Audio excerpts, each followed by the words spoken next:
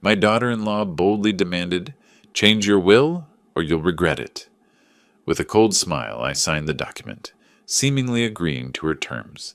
She triumphed, thinking she had won over the old miser. But when she read the fine print at the notary, her eyes widened in horror. Before continuing, subscribe to the channel and write in the comments what time it is in your region right now. The dinner table had never felt this cold, and it wasn't because of the Portland rain drumming against the windows. My son Timothy sat across from me, pushing mashed potatoes around his plate like a guilty child.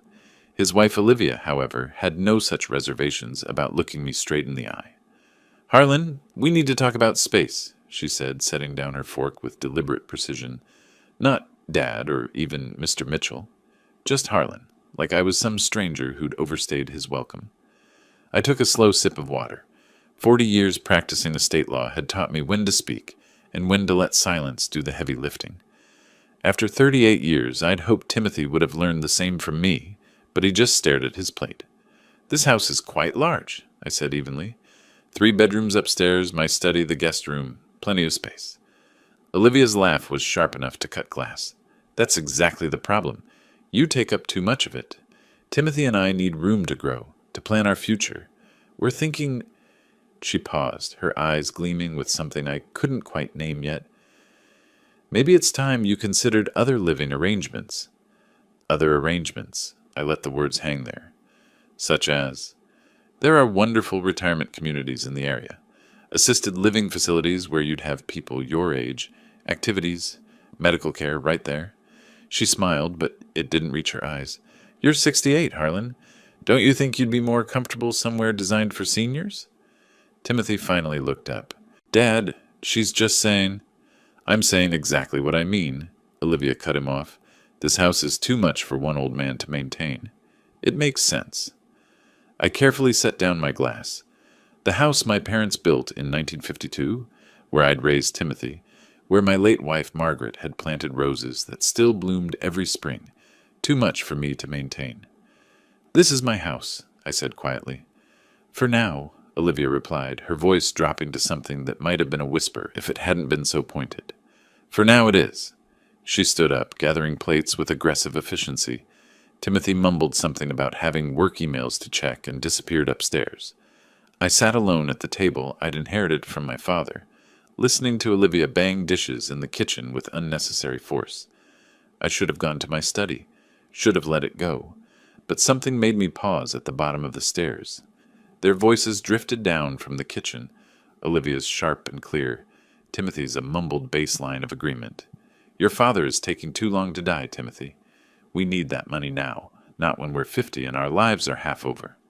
"Live, come on, he's healthy. Could live another 20 years. Exactly my point. 20 years of watching him sit on $850,000 in property and God knows how much in savings. It's not fair. We should be enjoying that money, building something." I gripped the banister. Estate law had shown me the worst of family dynamics, the way money could turn children into vultures. I'd never imagined I'd raised one myself. "What do you want me to do?" Timothy asked, his voice weak. "I want you to convince him. Or better yet, we'll make this house so uncomfortable he'll leave on his own.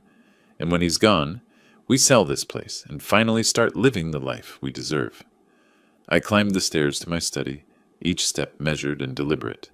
I didn't slam the door, didn't pour myself a drink or punch a wall. I simply sat at my desk, the one where I'd drafted hundreds of wills and trusts, and stared at the Rain Street window.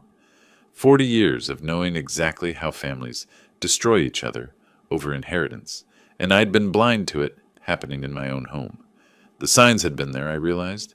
Olivia's increasing impatience with my presence, her casual cruelty dressed up as helpful suggestions. Timothy's gradual withdrawal, choosing her over me in every small battle until there were no small battles left. Only this war I hadn't known I was fighting. But I knew now, and I had spent 4 decades learning every legal trick, every loophole, every way to protect assets from the unworthy. Estate law wasn't just about distributing wealth. It was about ensuring the right people got what they deserved. All of it. I pulled out a yellow legal pad and began to write. Not in anger, not in hurt, but with the cold precision of a professional who'd finally found a case that mattered. By the time I finished my initial notes, the rain had stopped and the house had gone quiet.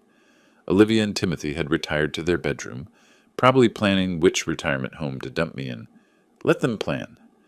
I had plans of my own, and unlike theirs, mine would be legally airtight.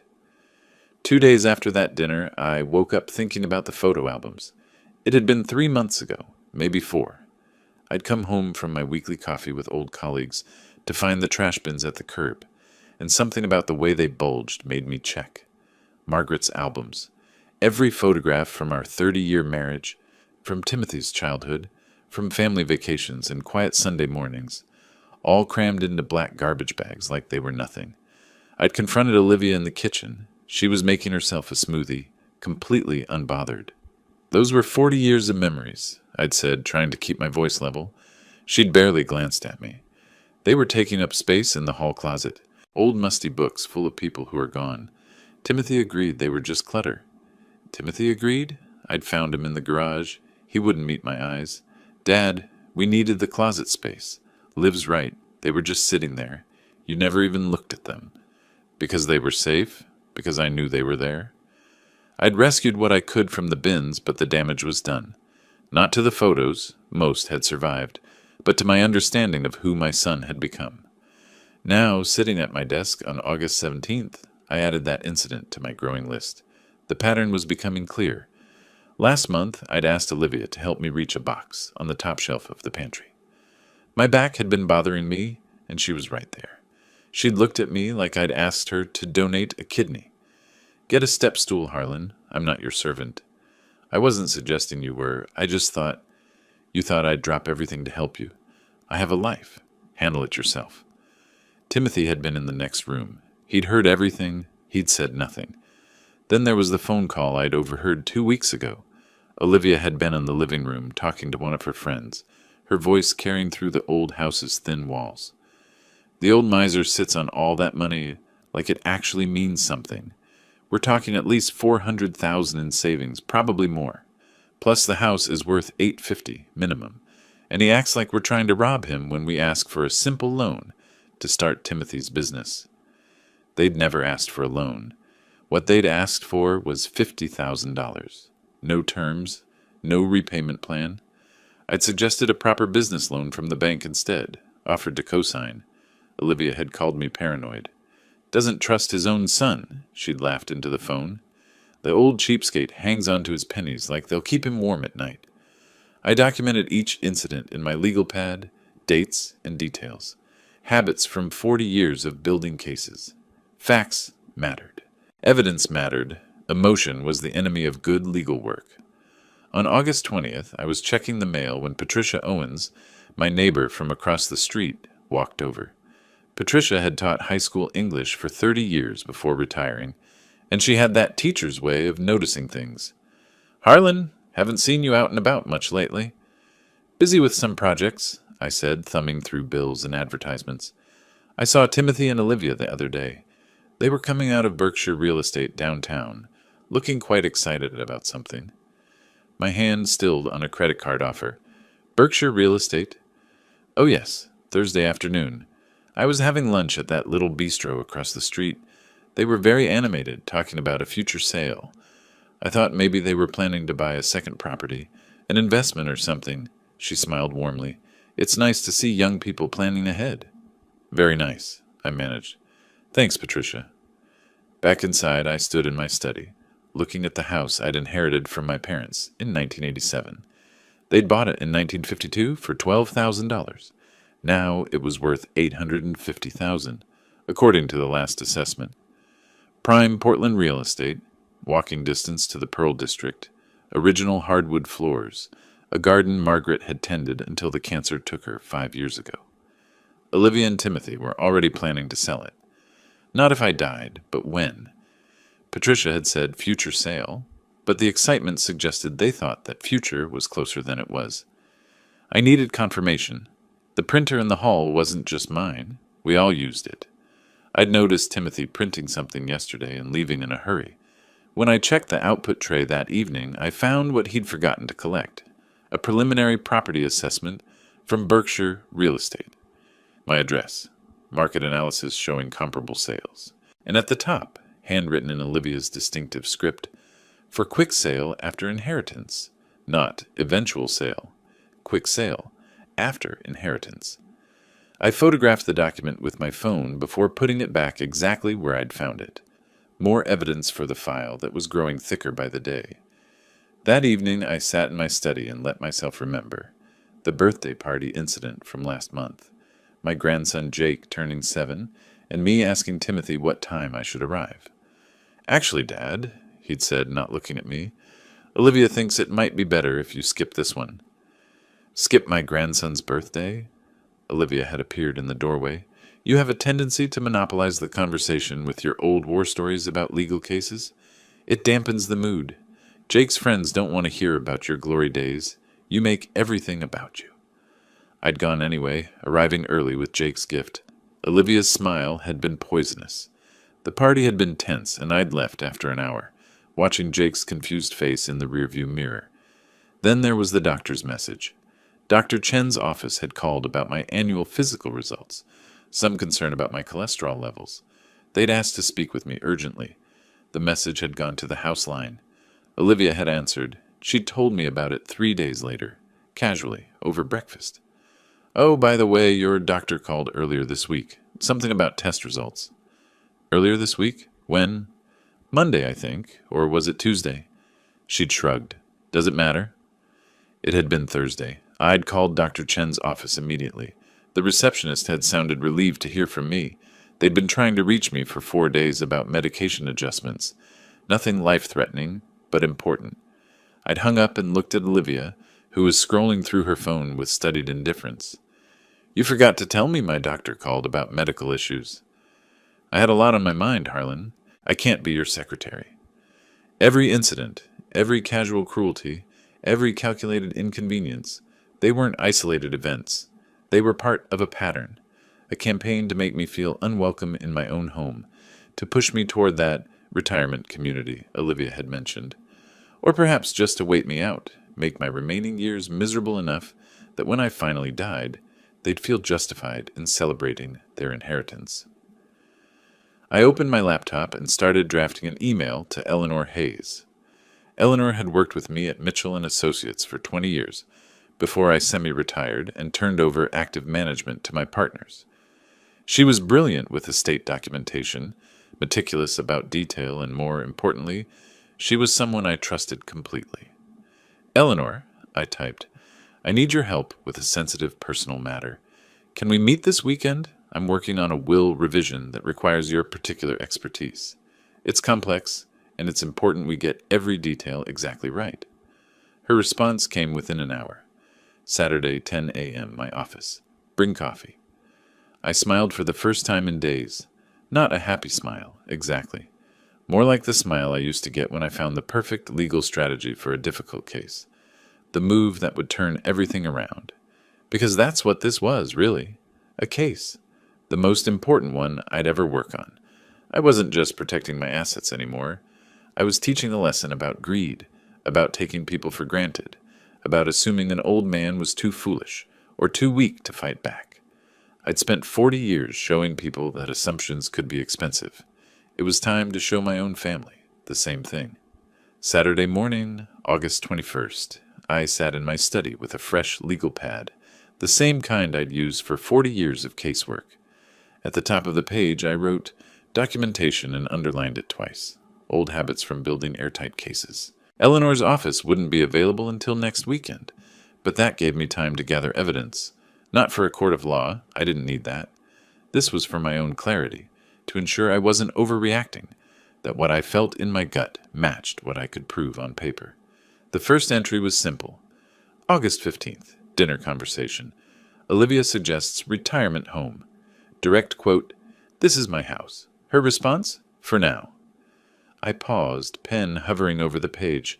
Writing it down made it real in a different way, less like a bad dream, more like testimony. Overheard kitchen conversation. "Your father is taking too long to die. We need that money now." The pen pressed harder into the paper than necessary. I took a breath and continued documenting. The real estate consultation Patricia had mentioned, the forgotten printout I'd found, each incident, dated and detailed. My coffee had gone cold by the time I finished the initial list. 7 single-spaced pages of documented contempt. I set the pad aside and walked downstairs. The house was quiet. Olivia and Timothy had gone out. Where, they hadn't bothered to tell me. Their bedroom door stood open, and as I passed, something caught my eye. Olivia's laptop sat on the bed, screen dark, but power light glowing. I'm not proud of what I did next, but I'm not ashamed either. When someone is planning to take everything from you, you have a right to know the details. The laptop wasn't password protected. Overconfidence, probably. She'd never imagined I'd look. Her email was open. I scrolled through recent messages, and there it was, a thread with Berkshire Real Estate. The agent's name was Craig Winters. Following up on our consultation regarding 2847 Maple Street, one email began. That was my address. As discussed, current market analysis suggests optimal listing at $850,000 to $875,000. Given the property's location and condition, we anticipate a sale within 30-60 days of listing. I've prepared the preliminary paperwork as requested. We can finalize everything once you're ready to proceed. Olivia's response, dated 3 days ago. Thank you, Craig. We're not quite ready to list yet, but it shouldn't be too much longer. We'll be in touch soon. I took screenshots with my phone. Then I found another email thread that made my blood run cold. A consultation inquiry to Sunset Years Senior Living, one of those budget nursing facilities on the edge of town, the kind with complaints about understaffing and questionable care. We're inquiring about availability for a 68-year-old male, generally healthy but becoming difficult to manage at home. What are your rates for a private room, and how quickly could you accommodate an admission? The response detailed monthly costs, $4,800 for a private room, but a shared room was available immediately for $2,900. Olivia had replied, asking about the shared room option. They weren't just planning to take my house. They were planning to dump me in the cheapest facility they could find while they spent my money. I closed the laptop carefully, exactly as I'd found it, and went back upstairs. The legal pad seemed inadequate now. I opened my laptop and created a password-protected document, then transcribed everything, attaching the screenshots. The front door opened downstairs. Olivia's voice carried up. We should grab lunch while we're out. I don't feel like cooking. Timothy's murmur of agreement. The door closed again. They hadn't even checked if I needed anything, if I'd eaten. I was alone in the house they'd already mentally sold. My phone showed 11:47 a.m. I had the house to myself for at least another hour, probably 2. I spent that time making copies of every important document I owned. Property deed, bank statements, the original will I'd drafted 5 years ago, which split everything equally between Timothy and 2 charitable foundations I'd worked with over the years. That will had seemed fair at the time. Timothy would inherit the house and half my savings, around $210,000. The charities would receive the rest to continue the work Margaret and I had supported during our marriage. Looking at it now, I saw how Olivia must have viewed it. Not enough. Never enough for someone who wanted it all. I thought about Jake's birthday party again, the one Olivia had tried to exclude me from. My 7-year-old grandson, who used to run to hug me when I arrived, had seemed confused that day, distant, like he'd been told something about me that didn't match his memories. Grandpa, Mommy says you're always tired and grumpy now. Are you okay? I'd knelt down to his eye level. I'm fine, buddy. Just getting older, that's all. Mommy says old people get confused and forget things. Do you forget me? The manipulation went deeper than I'd realized. Olivia wasn't just planning to take my assets. She was rewriting my relationship with my grandson, painting me as a burden, someone to pity and eventually discard. I added that to the documentation. Not legal evidence, but personal motivation. A reminder of why this mattered, beyond money. Tuesday, August 24th. I woke to voices in the hallway outside my bedroom. Olivia and Timothy arguing in harsh whispers that weren't quite whispered enough. You need to push harder, Olivia hissed. He's stubborn. If you don't pressure him, we'll be stuck here forever. I can't just demand he change his will, Liv. That's not how it works. Then make him understand there are consequences. We control this house now. whether he admits it or not. No more cooking his favorite meals. No more including him in family decisions. Make him feel like the guest he should be. I lay perfectly still in bed, listening to my son agree to systematically exclude me from my own home. The next morning I tested the theory. I came down for breakfast to find Olivia making eggs and toast. For two. When I reached for a plate, she stopped me. "We're running late for an appointment. You'll have to fend for yourself this morning." There was no appointment. I'd checked the calendar hanging in the kitchen, empty for the entire day. This was the new strategy. Small cruelties designed to wear me down. I made my own breakfast, ate in silence while they sat across from me discussing their plans. Neither acknowledged my presence. I was a ghost in my own kitchen. Later that day, I found another forgotten printout on the shared printer. This one was a budget spreadsheet. Post-inheritance plans was the header. I scanned the columns. House sale, $850,000, minus real estate fees, $799,000. Savings inheritance, $420,000. Total assets, $1,219,000. Then the allocations, $400,000 for Dream Home in Bend, $150,000 for Timothy's tech startup, $200,000 for luxury car X2. The list went on. Travel, renovations, country club membership. Nowhere on that spreadsheet was a line item for my grandson's education. Nothing for charity. Nothing that suggested they viewed this inheritance as anything but personal lottery winnings. I photographed it, returned it to the printer tray, and added it to my growing file. By August 26th, the atmosphere in the house had shifted from cold to openly hostile. Olivia no longer bothered with pretense. She wanted something, and she wanted it now. I was reading in the living room when she walked in, Timothy trailing behind her like a reluctant shadow. She didn't sit down, just stood over me with her arms crossed. "We need to talk about your will, Harlan." I marked my page and looked up. "My will is my business. Your will is our business. Timothy is your only child.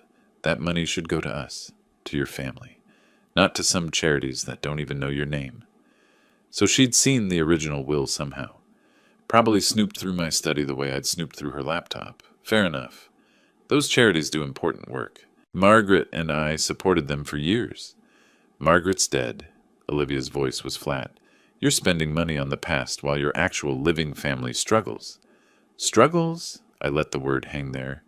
You live in an $850,000 house, rent-free. Timothy has a job. Where exactly is the struggle? "We want to start a business," Timothy said, his voice barely above a mumble. "My tech idea, the one I told you about. We need startup capital. Then get a business loan. I offered to co-sign months ago." "Banks want ridiculous interest rates," Olivia cut in. "Why should we pay thousands in interest when you're sitting on over $400,000 in savings you'll never use? You're 68, Harlan. You're not going to spend that money. You're just hoarding it." I closed my book. "What exactly are you proposing?" "Change your will. Make Timothy the sole beneficiary. No charities, no conditions, no complicated trusts. Simple and clean. Everything goes to him." "To us," Timothy corrected quietly. Olivia shot him a look, and he fell silent. "And if I refuse?" Olivia's smile was sharp as broken glass. "Then we'll have to reconsider our living arrangement. Maybe it's time you experienced one of those retirement communities we looked at. Sunset Years has immediate availability." I checked. My stomach turned, but I kept my expression neutral. "You'd move your father into a facility against his will?"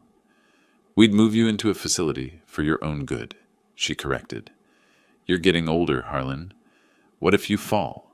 What if you forget to take your medication? It's irresponsible for you to live alone." "I don't live alone. You're here." "Not for much longer," she said. "Not if you insist on being difficult. Timothy and I are prepared to move out. Leave you here by yourself. See how you manage then. Or—" She leaned down, her voice dropping to something almost gentle, almost kind. "You could make this easy. Change the will, ensure your son's future, and we all continue as a happy family." Timothy stood behind her, and for just a moment our eyes met. I saw guilt there, and shame, but not enough of either to make him speak up. Not enough to make him remember the man who taught him to ride a bike, who sat through every baseball game, who paid for his college education. "I need time to think about this," I said. "You've had plenty of time. We need an answer. I said I need time to think. I stood up, meeting her eyes. I'm not making major legal decisions under pressure. If that makes me difficult, so be it. Olivia's jaw tightened. Fine. Think about it. But while you're thinking, remember, Met, that we control access to Jake. Wouldn't it be a shame if you missed his next birthday too? Or if we decided to move to California? Long way to visit a grandson you never see. Using Jake as leverage.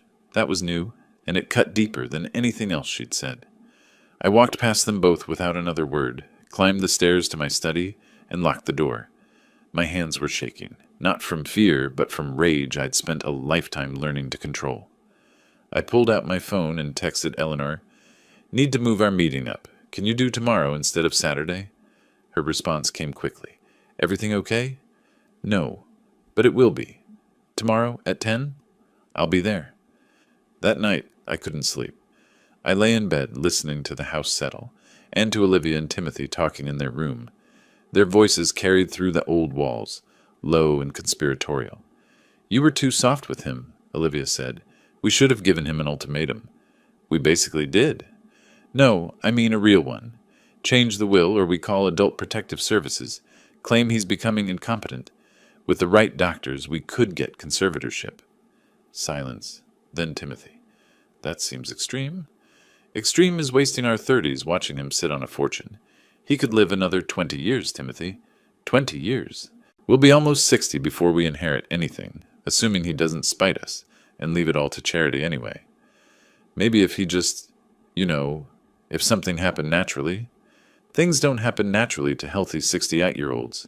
He could outlive us both out of sheer stubbornness?" More silence. Then Olivia again. "If the old man suddenly passed, we'd have the money within months. No more waiting, no more begging, just resolution." I stopped breathing. They were discussing my death like it was a business problem with a simple solution. Not wishing for it abstractly, but calculating it, gaming out scenarios. Timothy didn't disagree, didn't tell her she was crossing a line. He just asked, "What about the current will? It splits everything." "We can test it, claim undue influence from those charities, or diminished capacity. We'd get most of it, maybe all of it. Better than the nothing we have now." I lay in the dark, listening to my son and his wife plan my funeral before I was dead. Estate law had taught me that people were capable of terrible things for money. I'd drafted wills for families who'd stopped speaking over inheritances. I'd seen siblings sue each other, children abandon parents, marriages dissolve over estate disputes, but I'd never thought I'd raise someone capable of this. The next morning, I drove to Eleanor's office early. She took one look at my face and poured us both coffee without asking. "Tell me everything," she said. And I did. 2 hours of documentation, screenshots, overheard conversations, and the slow revelation that my family wasn't waiting for me to die naturally. They were actively planning for it.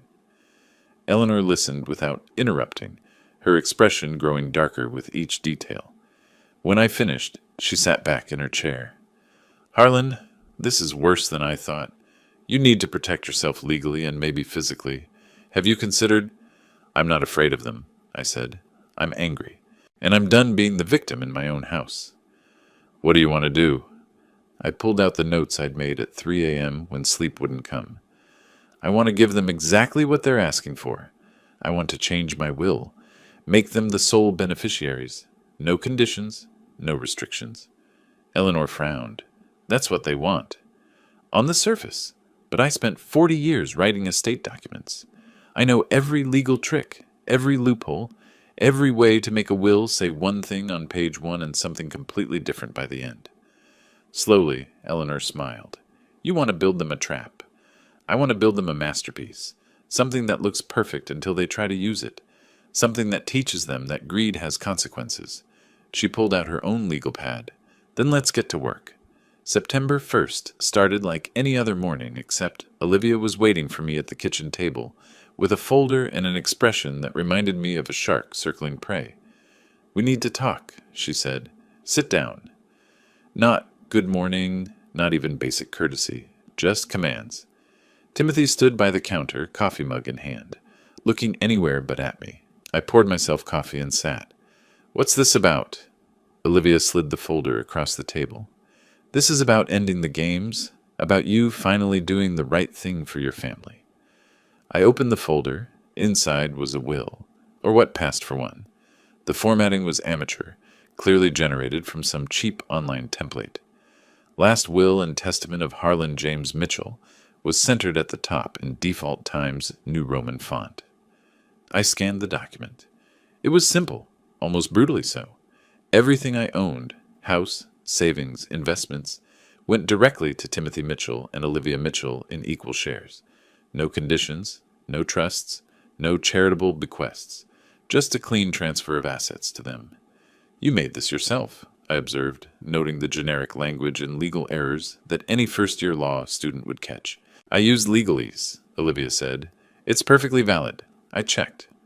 Of course she did. The internet had convinced a generation that you didn't need professionals anymore, just a subscription service and confidence. This removes all the charitable donations from my current will, I said quietly. Those charities don't need your money. We do. Margaret and I supported those organizations for 30 years. Olivia's jaw tightened. Margaret is gone. Your son and grandson are here now, needing your help.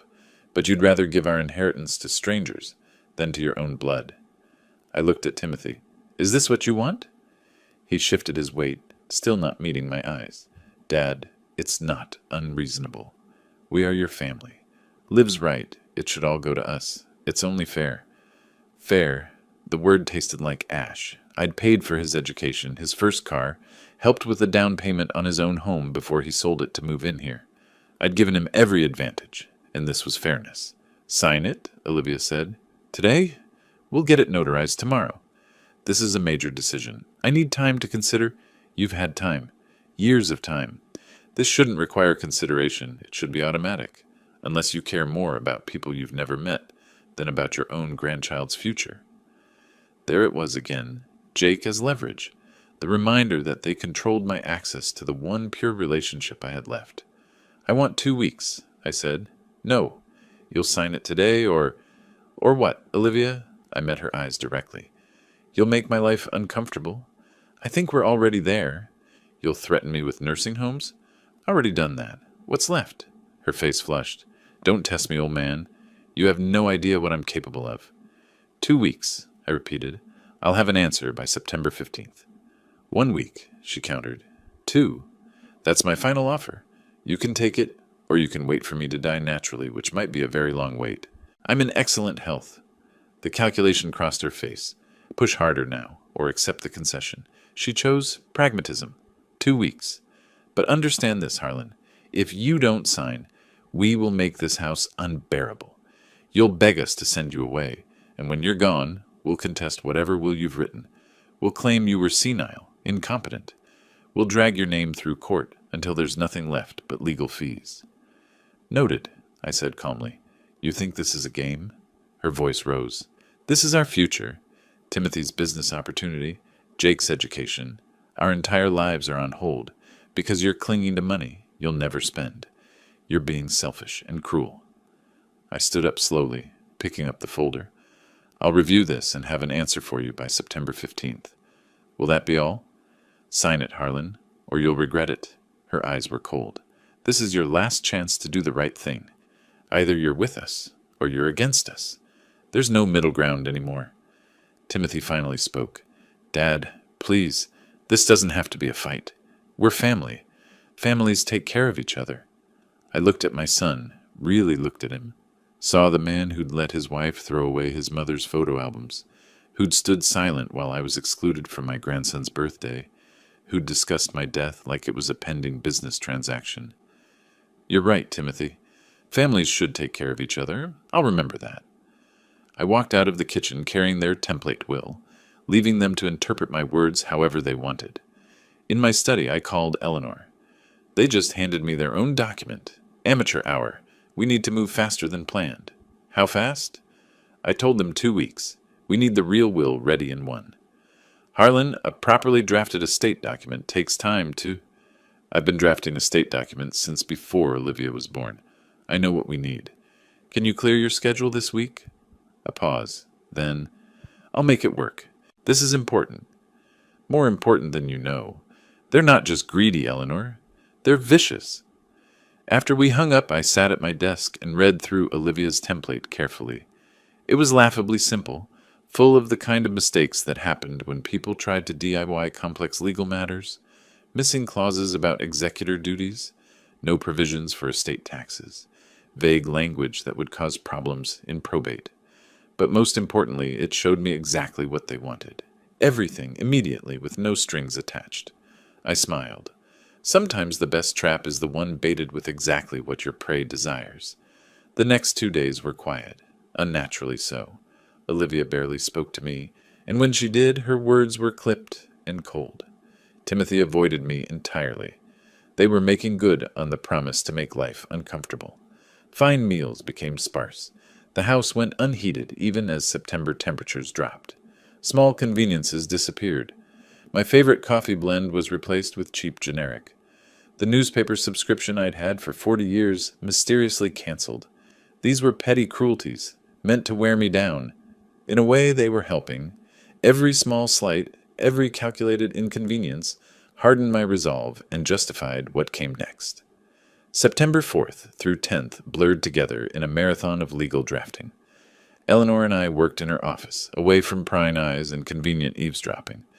We ordered takeout and drank too much coffee and constructed what I privately thought of as a masterpiece. "Walk me through the structure one more time," Eleanor said on day 3, rubbing her temples. I pulled up the document on her computer. Pages 1 and 2 are exactly what they want. Clear, simple language. I hereby bequeath my entire estate, including but not limited to my residence at 2847 Maple Street, Portland, Oregon, valued at approximately $850,000, and all savings, investments, and liquid assets, totaling approximately $420,000, to my son Timothy Mitchell and his wife Olivia Mitchell, to be divided equally between them. No restrictions, no conditions, Eleanor noted. At least not obviously. Correct? It's perfect bait. But then we get to Section 4, page 4. I scrolled down. That's where Oregon estate law gets interesting. The section was titled Conditions of Inheritance, in 8-point font, smaller than the main text, but still legally readable. The conditions were extensive. First, the beneficiaries must maintain the property at 2847 Maple Street as their primary residence for a minimum of 10 years from the date of the testator's death, with no sale, transfer, or rental of said property during this period. Second, the beneficiaries must make annual charitable contributions of $15,000 to the Margaret Ellen Mitchell Memorial Fund, to be distributed equally among the Oregon Food Bank and the Portland Animal Shelter for a period of 10 consecutive years. Third, the beneficiaries must maintain the property in good condition, with annual maintenance costs to be documented and available for review by the estate executor.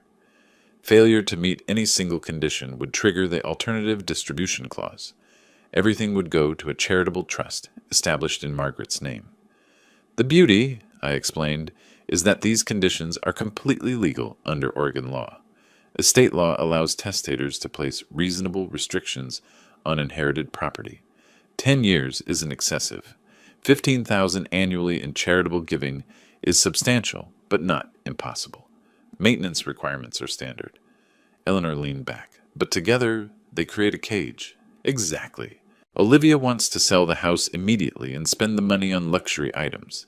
Instead, she'll be locked into living here for a decade, spending $15,000 a year on charities she despises, and unable to access the property value that represents most of my estate's worth. What if they just refuse the inheritance? Then it goes to charity anyway. They get nothing either way if they don't comply. And here's the beautiful part. I pointed to Section 7. They can't challenge the will on mental incompetence grounds because they're signing it as witnesses. Eleanor's eyes widened. You're having them witness their own trap. Oregon allows beneficiaries to witness wills, and by signing, they're attesting to my mental competence at the time of execution. They're building their own cage and locking themselves inside. What about the language? Will they notice? I scrolled through the document. The first 3 pages used 12-point font, clear and easy to read. Starting on page 4, the font dropped to 8-point. Still legal, still readable, but dense enough that casual scanning might miss the details. The legalese got thicker too, lots of heretofore and notwithstanding and nested dependent clauses. Olivia thinks she's smart, I said. She used an online service and thinks that makes her legally savvy. But there's a difference between reading a document and understanding it. She'll see entire estate, and 850,000 and 420,000, and she'll stop reading.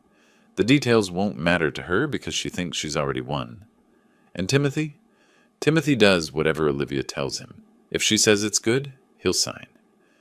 We spent the next few days perfecting every clause, every semicolon, every word. Eleanor played devil's advocate, trying to find loopholes or challenges. We closed every possible exit. On September 9th, we printed the final version, 9 pages of dense legal text that looked, on its surface, like exactly what Olivia wanted. Underneath, it was something else entirely.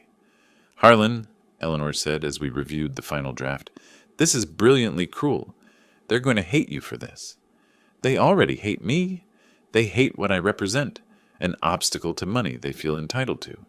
This way, they get exactly what they asked for. They get to be beneficiaries.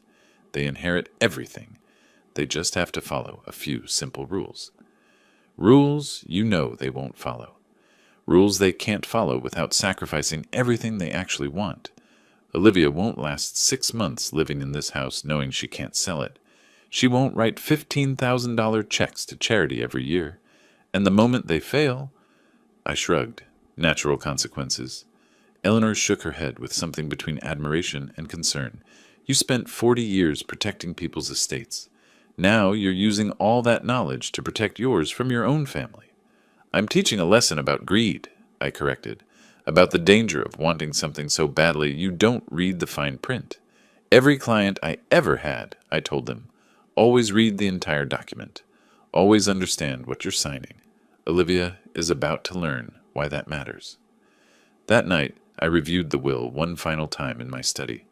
9 pages that would determine the next decade of multiple lives. I thought about Margaret, about what she'd think of this plan. She'd hated confrontation, always looked for peaceful solutions, but she'd also had a spine of steel when it came to protecting what mattered. She'd spent years building those charitable relationships, visiting the food bank, volunteering at the animal shelter. She'd have understood protecting that legacy, and she'd have been heartbroken to see what Timothy had become, what Olivia had turned him into. I signed the will in Eleanor's office on September 10th. She notarized it, filed a copy with her firm for safekeeping, and handed me the original in a professional leather portfolio. "Ready for Act 2? She asked. "More than ready. I've been practicing my surprised old man expression." She smiled despite herself. "You're enjoying this." "I'm enjoying justice. There's a difference." The next morning I told Olivia I was ready to sign the new will. Her face lit up with triumph, so pure it was almost beautiful. "Almost. Finally," she breathed. "You're seeing sense." "I've had time to think," I said. "You're right. Family should come first. I've arranged for us to meet with a notary on September 15th. Everything will be official." "What notary?" "Jonathan Wright. Professional, discreet, highly regarded. I want this done properly." Olivia studied me suspiciously. "You're being very agreeable." "I'm being realistic. You made your position clear. This is the only way forward." I smiled, just a little. "Don't worry, Olivia. You'll get exactly what you deserve." September 12th. I walked into the kitchen where Olivia was making breakfast. Well, making herself breakfast. The exclusion tactics hadn't stopped. "I'm ready," I said. She turned, spatula in hand. "Ready for what?" "To sign the new will. You were right. Family should come first." The spatula clattered into the pan. Her eyes went wide, then narrowed with suspicion. "You're serious?" "Completely. I've had time to think. You and Timothy are my family. The charities will survive without my money. You need it more." I paused for effect. "I've scheduled an appointment with Jonathan Wright for September 15th. He's a notary, very professional, very discreet." "Jonathan Wright?" She was already pulling out her phone, probably Googling him. "One of the best in Portland. I want this done properly. No questions about validity later." Olivia found what she was looking for on her screen. Her expression shifted from suspicion to triumph. "He has excellent reviews." I don't cut corners, not even when I'm surrendering. The word tasted bitter, but I delivered it with just the right amount of resignation. Timothy appeared in the doorway, still in his pajamas. Dad? Did I hear that right? Your father has finally seen reason, Olivia said, her voice practically purring with satisfaction. He's signing over everything. No more fighting, no more drama. Just family taking care of family. Timothy looked at me, and for just a second I saw something in his eyes. Guilt, maybe. Or the ghost of the boy who used to trust me. It vanished quickly. That's great, Dad. Really. It's what you wanted, I said simply. The next 3 days were almost pleasant. Olivia stopped her petty cruelties. She actually cooked a decent meal. Nothing special, but better than the leftovers and frozen dinners I'd been getting. Timothy tried to make conversation, awkward attempts to rebuild bridges he'd helped burn. I played along, smiled at the right moments, accepted their sudden kindness with quiet grace. Inside, I was counting down hours. September 15th arrived with gray skies and the threat of rain. Appropriate weather for a funeral or a legal execution. Jonathan Wright's office was in a renovated brownstone downtown, all polished wood and leather-bound law books. He'd been expecting us. Eleanor had briefed him thoroughly on what to expect. Jonathan stood when we entered, professional and unreadable. He was younger than me, maybe 45, with the kind of steady competence that came from years of witnessing human nature at its worst and maintaining neutrality. Mr. Mitchell, he said, shaking my hand, and you must be Timothy and Olivia. Olivia's smile was radiant. She dressed for the occasion, expensive blazer, perfect makeup, celebrating victory before it was won. Classic overconfidence. Thank you for fitting us in, she said. We know you're busy. Estate matters are always important, Jonathan replied, his tone giving nothing away. He gestured to the conference table. Please sit. Mr. Mitchell, you have the document? I pulled the leather portfolio from my bag and handed it to him. Jonathan opened it, scanning the first page with practiced efficiency. This appears to be in order. Have you all had a chance to review the full document? I have, I said. We've discussed it extensively, Olivia added quickly. Too quickly. Jonathan's eyes flicked to her, then to the document. And you've read through all 9 pages? 9 pages. I saw Olivia's expression freeze for just a fraction of a second. She'd assumed it would be like her template. 2, maybe 3 pages. But she recovered smoothly. Of course, it's very thorough. Liar. But Jonathan wouldn't call her on it. That wasn't his job. Very well, Mr. Mitchell. If you'll sign here, here, and initial here. He indicated the marked pages with professional precision. I signed slowly, carefully. My handwriting was steady, no tremors of age or uncertainty. 40 years of signing legal documents had taught me the importance of clear, deliberate signatures. Excellent. Now, witnesses. Jonathan looked at Timothy and Olivia. You'll both need to sign here, indicating you witnessed Mr. Mitchell's signature and that he appeared to be of sound mind and acting of his own free will. He's definitely of sound mind, Olivia said, the irony apparently lost on her. Finally! She signed on page 2 without hesitation. Her handwriting was bold, confident. She didn't even glance at the pages beneath. Timothy signed next, barely looking at the document. They were sealing their own fate with expensive ink on premium paper, and they had no idea. Jonathan notarized each signature with his official seal, then placed the document in a protective folder. This will be filed with my office for safekeeping. You'll each receive certified copies within 3 business days. Perfect, Olivia said. She was already standing, already mentally counting her money. Thank you so much, Mr. Right. My pleasure. His expression remained professionally neutral, but I caught the briefest flicker of something in his eyes when he looked at me. Understanding, maybe, or pity for what was about to unfold. We walked out into the gray Portland afternoon. I felt lighter than I had in months. Well, Olivia said as we reached the car, that's finally done. You made the right choice, Harlan. You really did. I'm sure I did, I replied. She couldn't contain herself anymore. On the drive home, she started planning out loud. We should talk to that real estate agent again, Craig Winters. Get the house properly appraised, staged for sale. With the market the way it is, we could probably get $900,000 if we time it right. Timothy glanced at me in the rearview mirror. Maybe we should wait a bit before... Wait for what? Olivia cut him off. The will is signed. Everything's settled.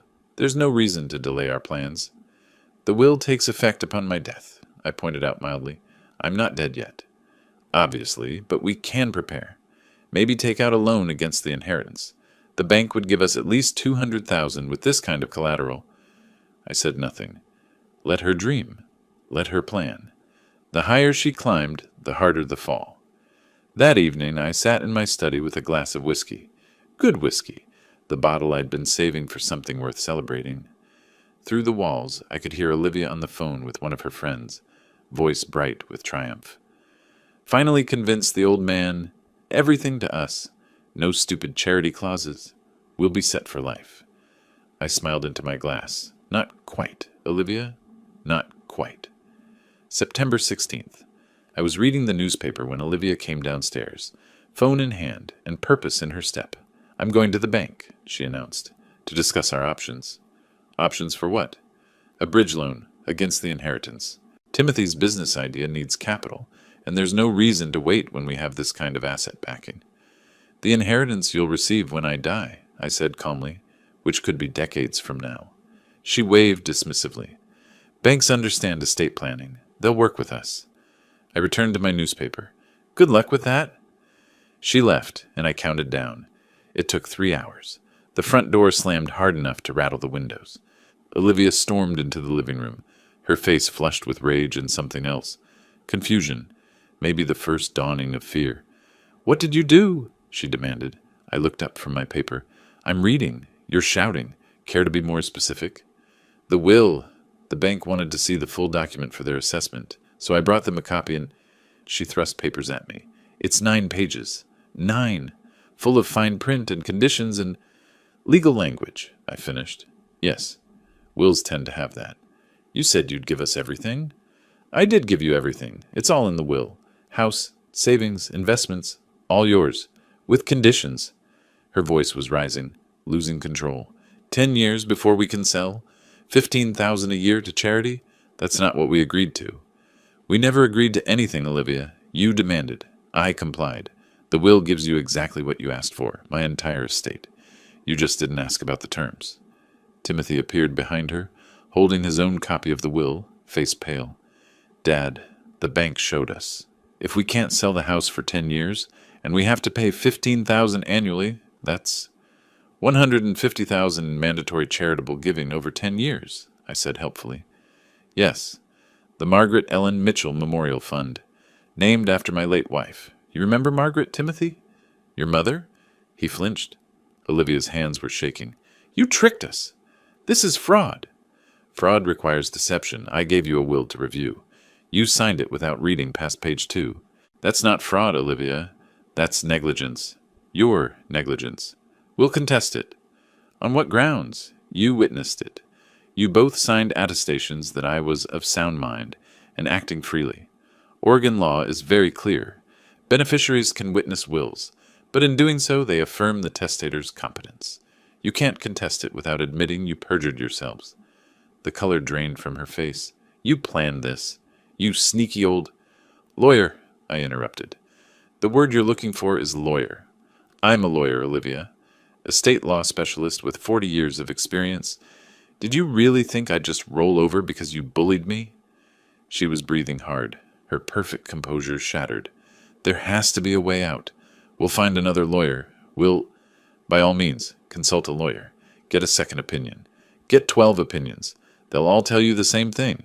You signed a legal document without reading it. That's on you. Timothy sank into a chair, still staring at the will. We're stuck. We're actually stuck here for 10 years. Only if you want the inheritance, I corrected. You could always refuse it. Walk away. The estate would go to charity immediately, and you'd be free to live your lives however you choose. Olivia's laugh was sharp and bitter. Right. Give up $1.2 million. Sure. Your choice. Keep the inheritance and follow the terms, or reject it and move on. But you can't have it both ways. She grabbed the will from Timothy's hands, flipping through pages frantically, looking for loopholes, escape clauses, anything. I'd spent weeks making sure there weren't any. The charity payments, she said. What if we just don't make them? Then you violate the terms and forfeit the entire inheritance. It's in Section 4, subsection C. The estate goes to the charitable trust instead. What if we sell the house anyway? Breach of contract, same result. Everything to charity. What if you die before the 10 years are up? I raised an eyebrow. Then the 10-year clock starts from my date of death. Did you actually wish me dead just now, Olivia? In front of witnesses? She turned away, gripping the back of the sofa. Her knuckles were white. Timothy looked between us, lost. There has to be something we can do. You can read documents before signing them, I suggested. Might have helped here. This is cruel, Olivia said, her voice tight. You're punishing us for wanting what's rightfully ours. Nothing was rightfully yours. It's my estate, earned over a lifetime of work. You felt entitled to it, demanded it, threatened me for it. I simply gave you exactly what you asked for, with the same consideration you've shown me these past months. We're family. Are we? Was it family when you threw away Margaret's photo albums, when you excluded me from Jake's birthday, when you discussed my death like a real estate transaction? I stood up, meeting her eyes. You wanted my money, Olivia. Congratulations. You'll get it. In 10 years. If you earn it. If you can stand to actually honor my wife's memory for once, instead of erasing it. She stared at me, and I saw it, the moment she realized she'd been outmaneuvered completely, that there was no appeal, no escape, no clever way out. She'd walked into a trap built from her own greed and assumptions. I underestimated you, she finally said. Yes, I agreed. You did. You saw an old man and assumed weak. You saw someone grieving and assumed broken. You forgot I spent 40 years protecting people from exactly this kind of manipulation. Timothy stood slowly. What now? Now, you decide. Keep the inheritance and live with the terms. Or walk away and start over. But those are your only options. I walked past them both, heading for the stairs. At the doorway I paused. Oh, and Olivia? You wanted to know if I'd regret signing that will? I smiled. Not for a second. You asked me to change it. I did. You just forgot to check the fine print. Behind me, I heard her collapse onto the sofa, the weight of the trap finally crushing her triumph. I climbed the stairs to my study, closed the door, and poured another whiskey. This time, I really had earned it. September 21st. Olivia left the house early, dressed in what I recognized as her power suit, the expensive navy one she wore when she wanted to intimidate people. She didn't tell me where she was going, but I knew. She was going to find a lawyer to break my will. Good luck with that. I spent the morning in my study, catching up on reading. Around 2 in the afternoon, I heard the front door slam. Footsteps pounded up the stairs, then back down. Olivia appeared in my doorway, face flushed, eyes bright with barely controlled fury. I just spent 3 hours with Marcus Chen, she said. Marcus Chen, one of Portland's top estate attorneys. Expensive choice. Do you know what he told me? I set down my book. I imagine he told you the truth. He said the will is unbreakable, that you played me, that I signed away any right to contest it by witnessing the document. Her voice was rising. He said the conditions are harsh, but completely legal under Oregon law. Marcus knows his business. He said I can't even challenge it until after you're dead, and if I do, that counts as violating the respect clause, and I lose everything, anyway. That's correct. Section 7, subsection B. Did you finally read the whole document? She crossed the room in 3 strides and slammed the will down on my desk. This is entrapment. This is elder abuse. This is legal, I finished. Every word, every clause, every condition. I spent 40 years writing documents like this, Olivia. I know exactly how far I can push the boundaries. You tricked us. I gave you what you demanded. A will making you and Timothy the sole beneficiaries. Everything else? That's what you get for not reading before signing. Timothy appeared behind her, looking smaller somehow, diminished. Dad, there has to be a way to negotiate, to find some middle ground. The middle ground was the original will. Half to you, half to charity. You rejected that. You demanded all of it. Well, now you have it, with strings attached. Strings? Olivia's laugh was sharp and ugly. These aren't strings, they're chains. 10 years trapped in this house. $15,000 a year to charities we don't care about. We can't use the money we're inheriting. You can use it, I corrected. The savings accounts, investments, those are accessible. You just can't sell the house for 10 years. And yes, you'll need to make annual charitable contributions in Margaret's name, honoring the woman whose memory you tried to erase. Olivia's hands clenched into fists. Your precious Margaret. Everything is about her, isn't it? She's been dead for 5 years, but you still worship her ghost. Careful, I said quietly. Why? What are you going to do? You've already done your worst. You've locked us into a prison sentence disguised as an inheritance. She leaned forward. Marcus said there's only one way out. If we reject the inheritance entirely, we walk away free. That's true. You're not forced to accept it. You can decline, and everything goes to the charitable trust immediately. You and Timothy can move out, start fresh somewhere else, build your own lives without waiting for my money. Timothy's face went pale. Olivia, we can't just... We can't what? Accept being trapped for a decade, watching every dollar while we pay $15,000 a year to organizations we don't believe in? All while your father sits here, probably living to 90 out of pure spite?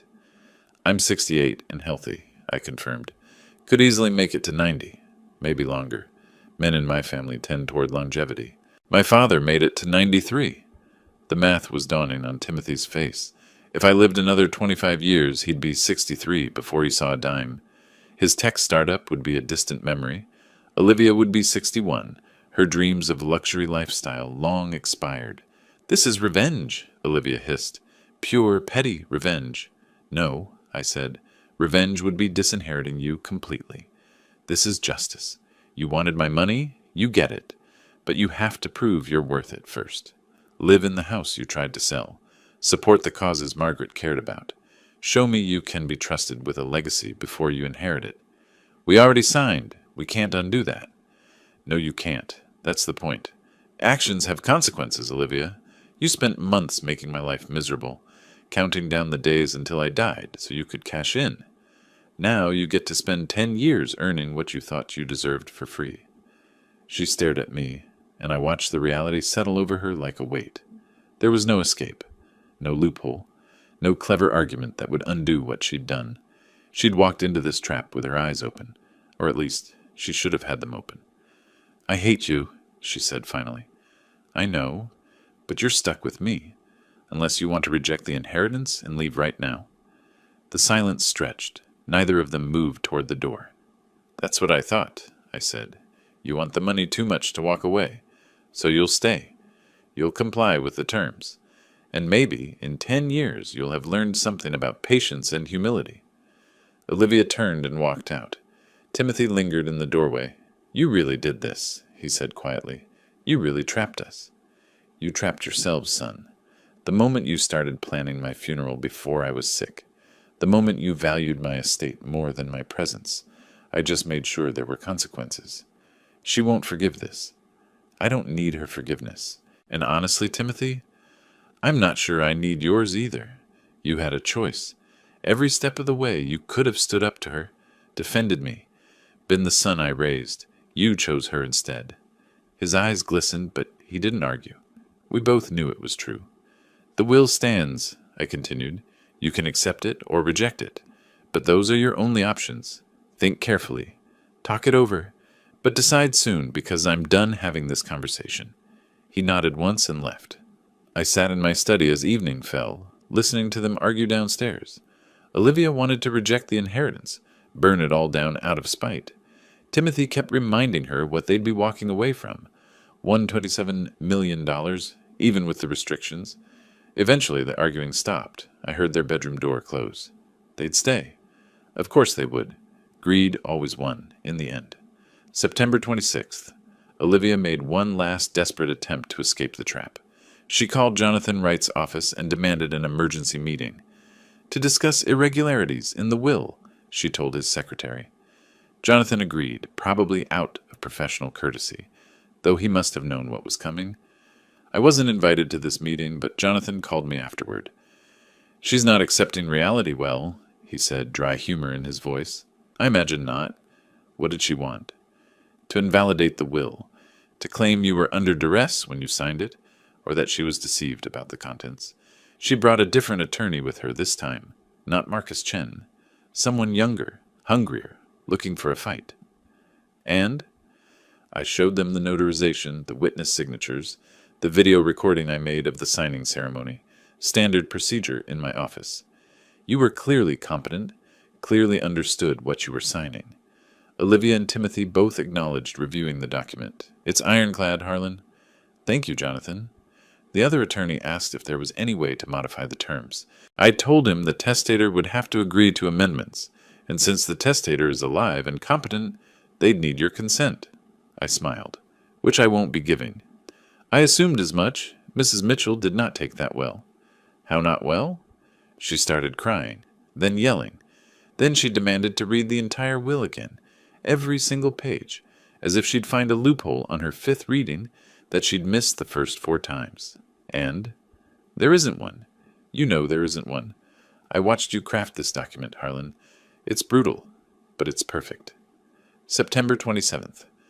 I was reading in the living room when I heard a crash from upstairs, then another. Olivia was throwing things in her bedroom. Timothy's voice, trying to calm her down, getting shouted over. I kept reading. Eventually she came downstairs, eyes red, makeup smeared. Timothy followed, looking exhausted. We're staying, she said flatly. We're accepting the terms. We don't have a choice. You always have a choice, I replied. You're choosing money over freedom. That's on you. Where would we go? We've spent everything we had, assuming we'd inherit soon. We're in debt. We have nothing. You have each other. You have Timothy's skills. You could rebuild. In our late 30s, starting over from nothing. Don't pretend this is generous, Harlan. You designed this to hurt us. I designed this to be fair. You get everything, but you have to earn it. Live in the house for 10 years. Support Margaret's causes. Prove you're not just vultures waiting for a corpse to pick clean. She wiped her eyes, smearing mascara further.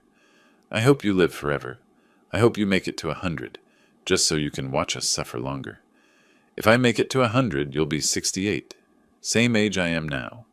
Maybe by then you'll understand what it feels like to be dismissed and devalued for your age. Timothy put a hand on her shoulder. Liv, let's just go. But she had one more thing to say. You know what the worst part is? You won. You completely won. And there's nothing we can do about it. The worst part, I corrected, is that you brought this on yourselves. I didn't attack you. I defended myself. There's a difference. They left for a walk, I suspect to avoid destroying anything else in the house they'd now be maintaining for the next decade. September 28th. The final meeting with Jonathan Wright wasn't my idea. It was Olivia's. One last attempt to find mercy, maybe, or just to have the reality confirmed by an objective third party. We sat in his conference room again. Jonathan had the will in front of him along with his notes from our previous sessions. Mrs. Mitchell, he began professionally, I understand you have questions about the document. I want to understand if there's any way to modify it, any legal precedent for renegotiating terms. Jonathan glanced at me. I shook my head slightly. The testator would need to agree to any modifications, Jonathan said. Mr. Mitchell, are you willing to discuss amendments? No. Olivia's hands clenched on the table. That's it? Just no? No consideration? No negotiation? You had your chance to negotiate, I said, when you threw away Margaret's photo albums, when you tried to exclude me from Jake's birthday, when you planned to sell my house before I was cold in the ground. You used up all your negotiation capital. Mr. Wright, surely there's something. Mrs. Mitchell, Jonathan interrupted gently, I've reviewed this document extensively. It's legally sound. The conditions are harsh but not illegal. You have 2 options. Accept the inheritance with its conditions, or reject it entirely. There is no third option. But I signed as a witness. I didn't know what I was signing. You signed a legal document without reading it. That's not grounds for invalidation. You had every opportunity to review the full text. You chose not to. Olivia stood abruptly. The color had drained from her face. She swayed slightly, gripping the edge of the table. You all right? Timothy asked, standing too. I can't, she whispered. This can't be happening. There has to be a way out. There isn't, Jonathan said simply. I'm sorry, but the document is binding. She tried to read through the will again, hands shaking. flipping pages desperately. I watched her eyes scan the dense legal text, really seeing for the first time, just how thoroughly trapped she was. 10 years, 15,000 annually, no sale, no escape. The paper slipped from her fingers. Her eyes rolled back. She collapsed. Timothy caught her before she hit the floor, lowering her carefully while Jonathan called for help. She came around after a few seconds, disoriented and crying. I stood up slowly, looking down at both of them, Timothy holding his wife on Jonathan Wright's floor, both of them finally understanding the full weight of their greed. "Greed costs more than you thought," I said quietly. Then I walked out. In the parking lot, I stood by my car for a moment, breathing Portland's cool autumn air. Inside that office, Olivia and Timothy were facing their future. 10 years minimum in my house, paying tribute to Margaret's memory, unable to access the wealth they'd killed our relationship to obtain. They'd get the money, eventually, if they lasted, if they met every condition, if I didn't live another 20 years out of sheer stubbornness. But they'd never get back what they'd lost: trust, family, dignity. I drove home alone. The house was quiet when I arrived, and it would stay that way for a few more hours while they processed everything at Jonathan's office. I made myself dinner, a proper meal, not the scraps and leftovers I'd been surviving on, poured a good whiskey, sat in Margaret's favorite chair, and looked at the garden she'd planted. "I think you'd approve," I said to the empty room. "They'll take care of your causes now, whether they want to or not." For the first time in months, I felt at peace. Justice isn't always loud. Sometimes it's quiet, patient, thorough. Sometimes it's a document signed in good faith by people who never bothered to read the fine print. If you like this story, please like this video, subscribe to the channel, and share your impressions of this story in the comments. To listen to the next story, click on the box on the left. Thank you for watching.